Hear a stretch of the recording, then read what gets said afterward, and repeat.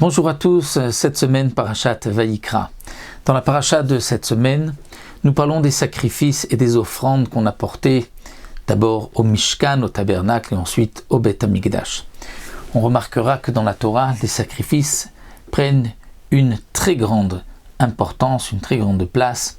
Et comme le Pasuk nous le dit, Reach Nichoach Ishel Hashem, une odeur agréable à l'Éternel. C'est vrai que c'est un petit peu difficile pour nous de comprendre la signification des sacrifices que l'on ne fait plus aujourd'hui, mais ainsi d'égorger une bête, asperger son sang autour de l'autel, autour du misbéach. Pourquoi brûler les mangues? Pourquoi brûler les graisses? Quelle est la signification donc de toutes ces offrandes qu'on apportait au Beth Amikdash?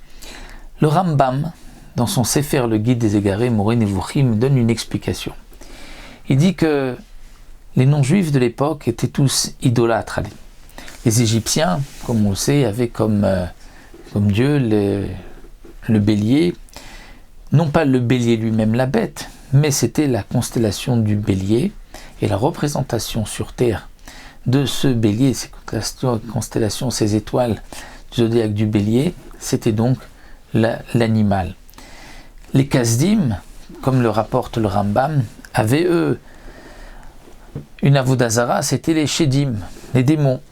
Et le symbole était dans ce monde le bouc. En Inde, on retrouve encore, dit le Rambam, la vache sacrée. Alors ce n'est pas la vache qu'ils adorent, mais c'est la constellation, le taureau du signe du zodiaque.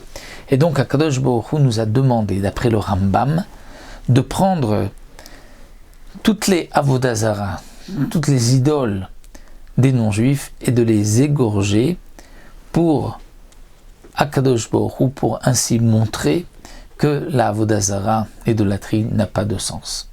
Le Ramban Nachmanide n'est pas tout à fait d'accord avec le Rambam. D'abord, parce qu'il dit que les sacrifices ont commencé bien avant les avodah zara. On voit que Caïn et Abel ont fait des sacrifices.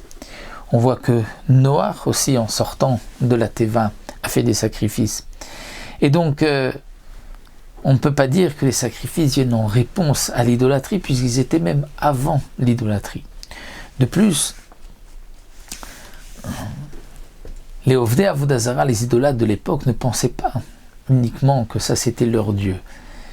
Ils disaient que l'Éternel est le Dieu des dieux, et il avait, si on peut dire, donné des pouvoirs à leurs idoles, à leur avodah zara. Mais donc, d'une certaine manière, lorsqu'on prend leur avodah zara, qu'on va la sacrifier pour Akadosh Baruch Hu, qui à leurs yeux est de toutes les manières le Dieu des dieux, donc ceci ne va pas enlever, dit le Ramban, l'idée de l'idolâtrie. Alors, quelle est la signification du korban, d'après le Ramban, d'après Nachmani?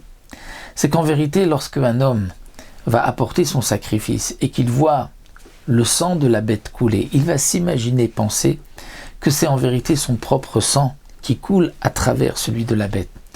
Il prend conscience que parce qu'il a fauté, il aurait lui mérité d'être égorgé, d'être brûlé, parce qu'il a été à l'encontre de la volonté d'Akadosh Baruch Hu. Et donc de cette manière, il va pouvoir réparer ses fautes à travers le sacrifice, à travers le korban. Si un homme a fauté par un acte, par une parole, donc il va poser ses mains sur la bête, donc les mains responsables de ses actes, et il va se confesser, donc par la parole, ce qui est le vidouille. Et les fautes qu'un homme aura commis par la pensée, elles vont être expiées par le fait qu'on va brûler les reins, les viscères, les membres de l'animal.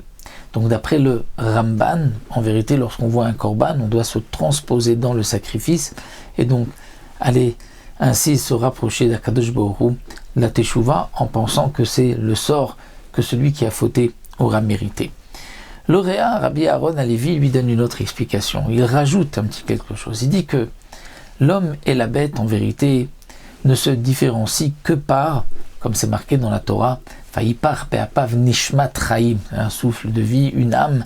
C'est l'âme qui est la source divine qui vient différencier entre la bête et entre l'homme. Lorsque un homme quitte ce monde, bien son enveloppe physique, si on peut dire, est comme celle de la bête, va retourner à la poussière. Lorsqu'un homme, au moment de la faute, comme les Chachamim nous disent, il y a un ruach shtut, c'est-à-dire un esprit de folie qui le traverse. Cet esprit de folie, c'est dire une expression de son animalité qui s'empare de la personne, et à ce moment-là, il n'est plus différent de la bête, puisqu'il ne réfléchit plus, il n'a plus la neshama, l'âme divine au moment de la faute, puisqu'il est emparé par ce ruach shtut, cet esprit de folie, et donc à ce moment-là, il ressemble à la bête.